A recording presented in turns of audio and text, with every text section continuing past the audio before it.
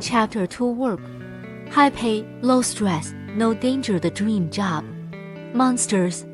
In Chen-Shi's former post-apocalyptic world, every human city had been overrun, with legions of zombies casually roaming the streets. Want to see a fresh monster? Step outside and you'll be rubbing shoulders with them. Feng Ying's expression was priceless. She hadn't expected such a reply. Her face briefly turned quizzical. A newcomer with that much nerve. Originally, Feng Ying had planned to recite a long explanation of what monsters were, complete with videos and data to calm everyone down. After all, many might collapse, be confused, or even become frightened, and as team leader, she was responsible for soothing the employees' nerves. But Chen-Shi remained completely unfazed. She spoke of monsters as casually as one might discuss a daily visit to the wholesale vegetable market. After a rare 2-second pause, Feng Ying continued with the standard procedure. Are you afraid of corpses? Chen-Shi answered conservatively, not really. She had seen more corpses than most human ones, zombie ones, and even some indescribable things. To her, corpses were as commonplace as street lamps. Feng Ying was impressed. No matter one's abilities, Chen-Shi was as gutsy as they come. Having already been selected by the system once, all Feng Ying needed to do was follow the process. Having a big enough nerve is excellent.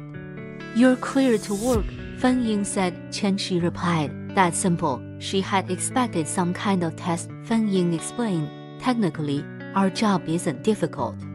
The only requirement is to be bold, don't be afraid of blood or disgust, have high stress tolerance, and maintain good mental stability. Chen-Shi paused and then whispered, you mean, it involves collecting corpses? You could say that it's essentially cleaning up the scene, replied Feng Ying. Sure enough, by asking whether she was afraid of monsters and then whether she was afraid of corpses, it was clear that the job would involve dealing with these things. Chen-Shi quickly deduced 2 points. First, that this world harbors a mysterious kind of monster. Whatever it is, she doesn't need to know the details. Second, that the bodies of these monsters must be collected and contained. The work itself is simple, no interview required, and the onboarding process is straightforward. It's clearly a logistics or support role. Such work usually does not involve frontline conflict but rather following behind the main forces and picking up the leftovers. In her previous life, Chen-Shi had lived each day as if it were a fight for survival. To her, this job was ridiculously simple. Can they recruit anyone for such high pay? Chen-Shi asked. 3 hours of work pays $5,000 new, and by the website's calculations, that amounts to over $10,000 a day. In a wasteland where robots have replaced most jobs, once this position is posted, people will be scrambling for it. Feng Ying sighed. Not many people qualify. Most can't handle it. Our longest-serving employee has only lasted 8.5 years, and many quit after just 3 months. Why? Asked Chen-Shi. Feng Ying looked troubled. Because if you work too long, you tend to go mad. That's why we're always recruiting new people. Go mad, Chen-Shi echoed. Exactly, Feng Ying managed a bitter smile. Most people can take the mental strain, but don't worry, we monitor everyone's physical condition closely. If you start breaking down, the center will call off the work, and we won't force anyone to continue.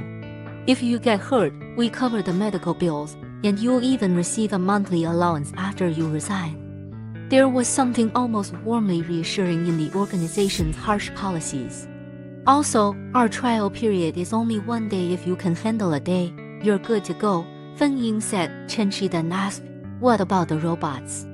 It sounded as though there was some kind of mental field at work. If humans are affected, the robots should be immune. They can short-circuit, Feng Ying replied. Chen-Shi. Feng Ying shrugged. I can't say too much. It's better if you experience it for yourself. Honestly, we're in urgent need of new recruits, but because the work is confidential, I must explain everything clearly. Feng Ying continued as she slid a set of contracts in front of Chen-Shi. Chen-Shi glanced over them. The confidentiality contract contained almost no specific clauses. It mainly stated that she must keep everything she sees a secret. One contract was for the trial period, protecting her basic rights, and another was a safety agreement that spanned 20 pages. Chen-Shi read it carefully. A few clauses caught her attention. Article 11 for any injuries or fatalities during work.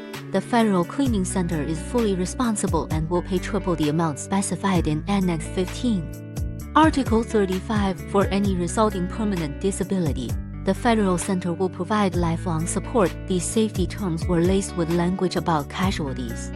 Is it dangerous? Chen Shi asked. Yes, but the probability is low. Basically, it's unlikely to happen, said Fen Ying. Usually when cleaners enter a site, it's already relatively clean. After all, they are not the frontline troops. The real danger is borne by those who go first. In summary, this is the safest of dangerous jobs, perfect for a laid-back person like you. After reviewing all the terms, Chen Shi signed the contracts without hesitation. After all, no matter what job you do, you have to do it, and she'd rather work a high-paying job. She'd always liked earning a month's pay in one day and then taking the remaining 29 days off.